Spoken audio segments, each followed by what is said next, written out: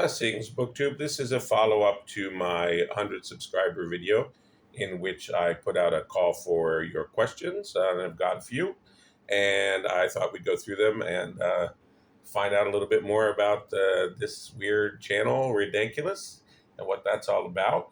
I'm not going to name the people. Thank you all who gave questions or just encouragements. I'm not going to name you because I'm never sure if people want to be named or called out, but I'll try to read their questions, sort of paraphrase their questions. So this says, where do you record from? What is that room? The room they're referring to is not this background. That's a new background in my studio here in Bangkok. It's the gray wall, gray carpeted wall, gray carpeted floor studio from which most of my videos are merged with me in the headphones. Or as one subscriber once asked me, am I being held hostage? That studio, believe it or not, is a design studio from a company called Brain Cloud here in Bangkok for the purpose of providing English language instruction to public school pupils, most of public school pupils in the south of Thailand, where they have difficulty apparently due to some Muslim insurgency, but it's really, anyway, they can't attract foreign native English speaker teachers down there to live down there. So we live here in Bangkok and transmit our lessons from that studio, which is why I started the channel, because I thought, not realizing that my phone is better technology than that studio, even with all the IT and all the equipment. But anyway, originally I thought, look, I have the nice camera, nice, I thought nice acoustics, and let me take advantage of this to do the BookTube. So I will no longer be in that room, that dread room. My cell is still there, although they're, I think, closing down the physical office. So about half of us have already moved to remote work, and not by choice on my part. I find remote work, I've done quite a bit, very lonely. I'm not trying to be a digital nomad. And I really liked our mission of serving the South and a few other things about the original model. But the company, the job has changed a lot, as things do over the last couple of years. And I've on top of which I've gone from salary to hourly, which means I have a month off, but now unpaid. So that's, throwing everything sort of up in the air, whether I can afford this condo here in Bangkok or whether I'll be moving somewhere else. I guess I could go anywhere, apparently, as long as I have a Thai bank account, which I do. But I do have a Thai work permit that continues through for at least another 6 months or so. And they're going to keep our health insurance going. So that was nice. And so I think I'll probably stay in Thailand while I have the right to be here, have that permit. But I might move north to the mountains where it's cooler and different kind of vibe. We'll see. It's all very up in the air. You might have any kind of background behind me soon. Why not move to the beach? Everybody says, right? I'm just not a big beach person. Besides which, beaches, boost prices of everything. But it's also a possibility. When I first moved to Thailand, we lived in Sriracha, like the sauce. I was my wife then. She had her job there. And she eventually joined me in Rangsit when I took the university job with Thammasat University here. But that was years ago. But that coastal town, Sriracha, actually doesn't have a beach. It's a lot of Japanese expatriates there. I could go back there, teach there. Okay, so thank you for that question. What is next? Yes, what differences to BookTube do you think we might see if it were all a whole lot less competitive and crudely saturated about ideas of crude success, numbers, and how does this pressure impact my own channel? Where do I see myself in 10-year times? And do I have ambitions around academia or writing? All right, let's unpack that little by little. I began BookTube with a vision to have book reviews, book analyses, actually. So they're for people who've read the book, in which we would ask each other questions and respond to each other through short videos back and forth around a book. And that this would create, I hoped, a number of people creating a number of videos about a book would create a certain gravity, so that if someone was searching for information about that book, it would be big enough, to pop into their attention that, oh, there's this booktube and they're having discussions around this book. And so in any any person who would weigh in that particular, let's say we're discussing, Borges Labyrinths, anybody who's like a bigger channel could be sort of the anchor that would attract people to that particular video. And then another video might be about Robert Browning, and it might be a different person who has the bigger channel that weighs in on that one, or just a bunch of us with smaller channels, being all together create a bigger mass. And I called this Talk Swap, was the original idea. I let it go long ago, but that still sort of informs a lot of what I do. So I do single reviews for the most part, except for tags, which is my way of working with the community. And those reviews aren't really reviews; they're really discussions about the book, sort of as if you had read the book or were wanting to or up for a analysis of a book you hadn't read yet, which is also a fun way to get to know a book, and for me often inspires me to want to read that book. So that was the original idea, and I sort of still have that idea. I don't really see myself becoming big enough to be that anchor channel to create that mass that would bring attention to a particular book. I do sometimes get people pop in and it's like specifically searched for like Georges Perec, one of my first videos, and they found that small video with 10 views or whatever my normal is. And so that's great. That's what I live for. And they left me comments and they were excited. It was all about Georges Perec. And so Life User's Manual, I think, was the book. And but I'm open to growing my channel with that idea of being the anchor that would gravitate, having a lot of other people making videos around that and sort of, highlighting all the other people's videos, sort of linking all to each other. That's the idea. Sort of like how tags work, but about a book. So I'm suddenly open to growth. I still am uncomfortable having it all around me, of my personality.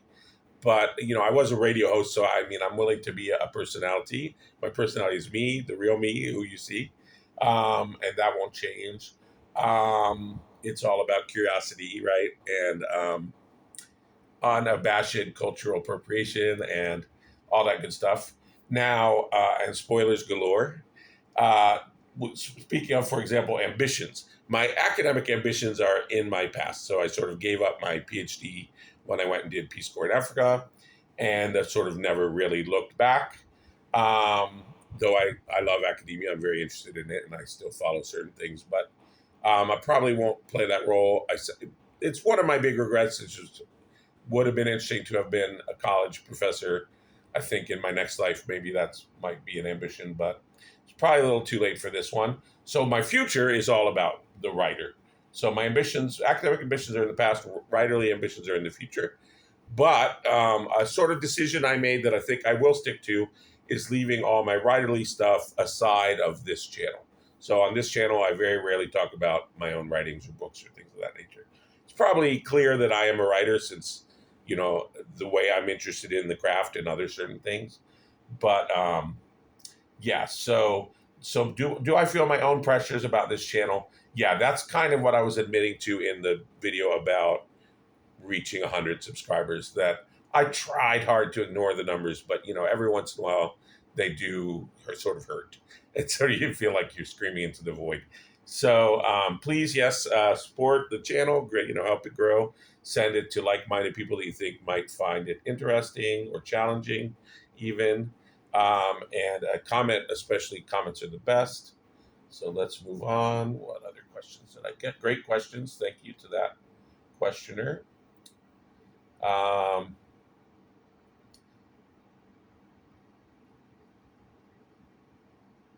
so this one says, that I talk about a lot about books they haven't heard of here. How do I get my inspiration about what to read? So there's very little I'm not curious about. I am obviously drawn to the exotic. I would say English and especially American literature is probably my least favorite. Um, so I prefer, the Nobel to the Pulitzer.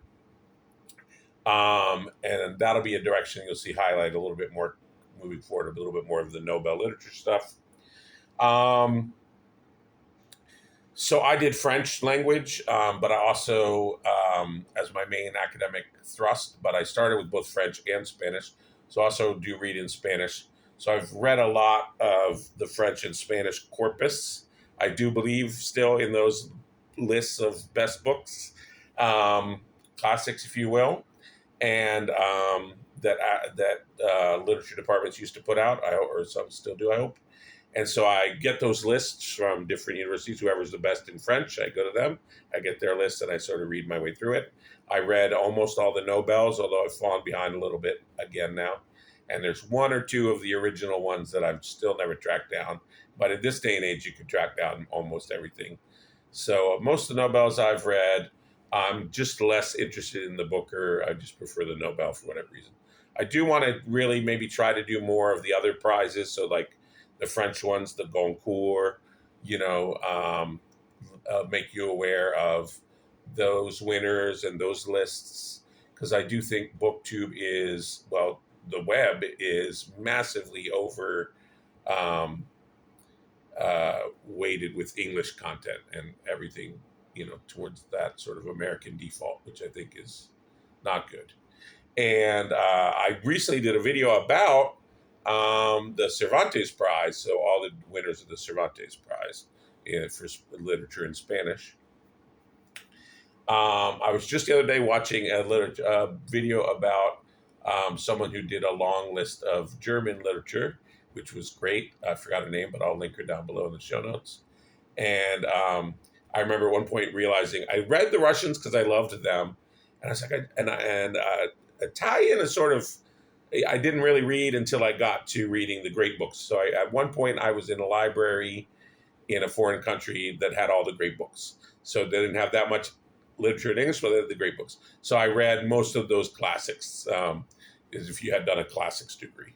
So I eventually got my Italian sort of, my old stuff up to speed a little bit. But I realized my German literature is really not very good. So I need to read more German literature. I'm always constantly still searching out new things. I buy cheap books, used books. I take whatever books are to hand sometimes because I'm on my travels. It's whatever I can find. And like being interested in pretty much everything. Then I did a religion degree, which everyone's like, what? But that's huge. That's where all of our stories come from. So I did, read a bunch of the scriptures of different religions. So where else do I get my inspiration about what to read? Well, these days here on BookTube a little bit, although we mostly have at least the main thrust of BookTube, and I have different interests. But I do love genre. Don't get me wrong.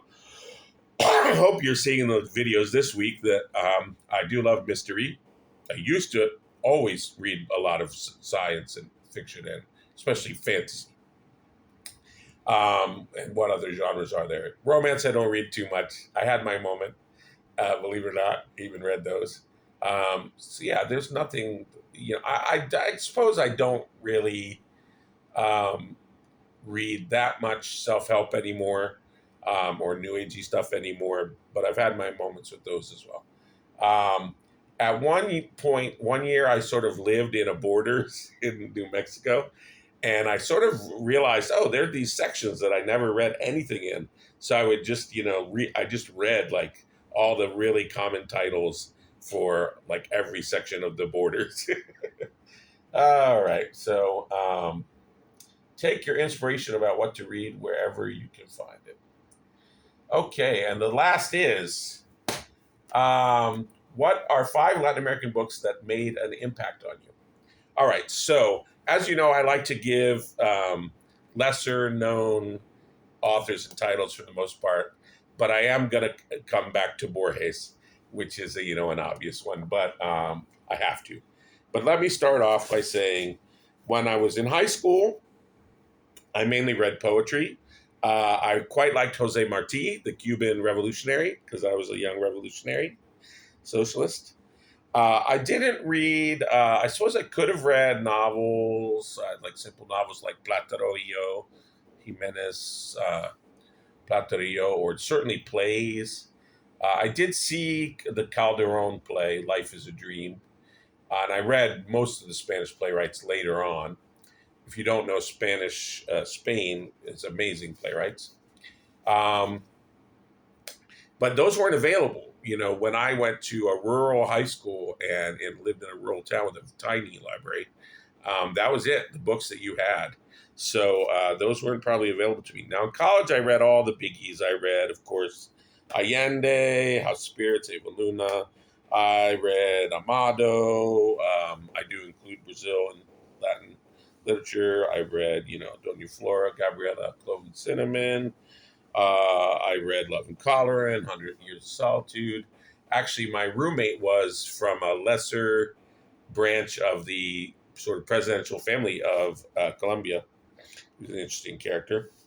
Um, what else did I read at that time? I don't think I read the Nobels at that time. When I was down in Mexico, then I lived down in Mexico, I read my favorite, I read Pedro Paramor and all of those. Um, I may have read Asturias at that time, what the Guatemalan uh, Man of Mais. My favorite was, and I've gone on to read other things by him that I also love, Tierra and others, but was Life and Death of Artemio Cruz. What's the name of that author? It's escaping me right now. Fuentes was my favorite. Oh, and with my Spanish teacher, I briefly had a teacher for Spanish, and we read Labyrinth of Solitude. Paz is the Mexican Nobel winner, and especially the article on chingar.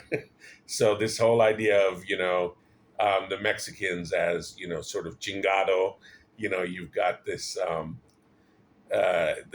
beautiful Indian woman, Guadalupe, innocent, and then this conquistador comes in and they're just chingado. I really love that. That was fascinating. All right, where am I going with all this? Then I did my grad school after Africa. I did a master's in education that Peace Corps paid for, and I agreed to teach 2 years on the Navajo Nation, which I did, which was fascinating. So there I read my favorite probably Anaya, Rodolfo Anaya. He wrote a New Mexican author. He wrote Bless Me Ultima. He wrote another called Albuquerque, which is great. His others are Tortuga, The Heart of Azatlan. Who else have I read? And since I've read the other Nobels, Yosa, etc., etc., and of course the Spaniards, Sela, and all those guys. I don't have so many videos. I think I do have one, New Mexican one, Jimmy Santiago Baca. Yeah, Jimmy Santiago Baca is on there. He's a New Mexican poet. And I think I do have one of Gabriela Mistral, the Chilean woman poet. So I do have some up there, and from the early days. And I have to talk about two people.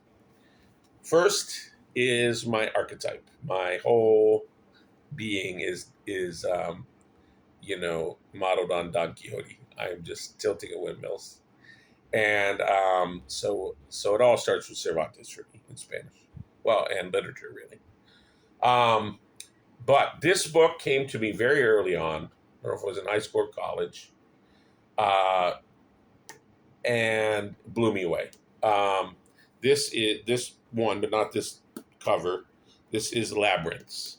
I've read about, not all. I've read a certain number of the Borges books, but um, this one is great because the front is the short stories. You've got Talon Bell, you've got Garden of Forking Paths, a bunch of the famous ones.